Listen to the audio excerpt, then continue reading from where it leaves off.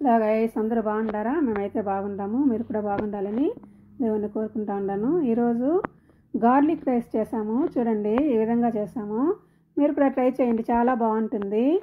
కొద్దిగా ఆయిల్ వేసుకొని గార్లిక్ ఈ విధంగా దంచుకోవచ్చు కచ్చా పచ్చా, లేదంటే మనం చిన్న చిన్న తురుము ఉంటే తురుమేసి కూడా వేసేయచ్చు. ఆయిల్లో వేసి గార్లిక్, జీలకర్ర, క్యూమన్ సీడ్స్, చిల్లీ ఫ్లేక్స్, తర్వాత సాల్టు, బ్లాక్ పెప్పర్, ఇదిగోండి బ్లాక్ పెప్పర్, తర్వాత కొద్దిగా టర్మరిక్ పౌడర్ వేసి బాగా